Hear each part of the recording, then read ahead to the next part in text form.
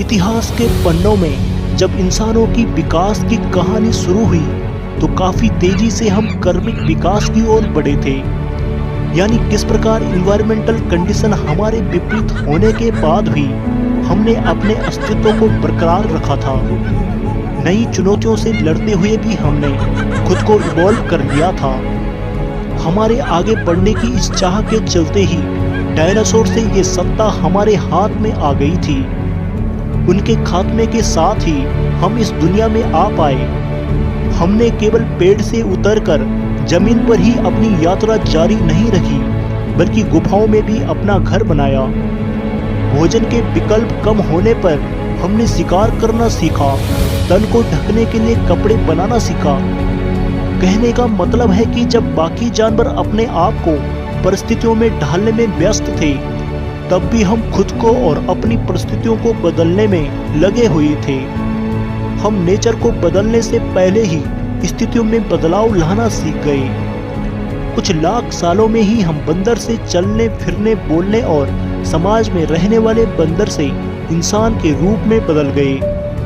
हमारी इच्छा केवल पेट भरना ही नहीं रही, बल्कि एक समाज को विकसित करना भी रहा था। इसीलिए शायद हम काफी तेजी से ग्रो कर पाए। इसी का नतीजा है कि इंसान की संख्या आज धरती पर सबसे ज्यादा है, लेकिन यह रफ्तार कहीं ना कहीं अब धीमी पड़ रही है। ऐसा लगता है कि इंसानों में एवोल्यूशन अब धीमा पड़ गया है, या तो पूरी तरह से बंद हो गया है। लेकिन सवाल आता है कि आखिर ऐसा कैसे हो सकता है? पृथ्वी की फॉर्मेशन की शुरुआत से चली आ रही ये प्रक्रिया ऐसे कैसे रुक सकती है? वैज्ञानिक मानते हैं कि प्राचीन समय में हमारे तेजी से इवॉल्व होने का कारण इन्वायरमेंटल प्रेशर था।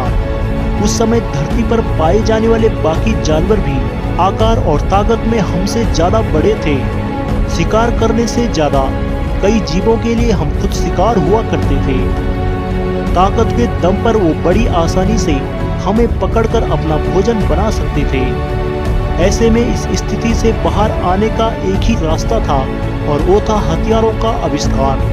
जब इंसानों ने पत्थर और लकड़ी को शार्प करके हथियार बनाना सीखा, तभी वो धीरे धीरे अन्य जीवों को पछाड़ता चला गया। निचले स्तर से वो खुद को फूड चेन के सबसे टॉप पर लेकर आया। आज वैज्ञानिकों को जो इंसान के पुराने ढांचे और शरीर के कंकाल मिलते हैं, वो बुरी तरह से टूटे हुए होते हैं।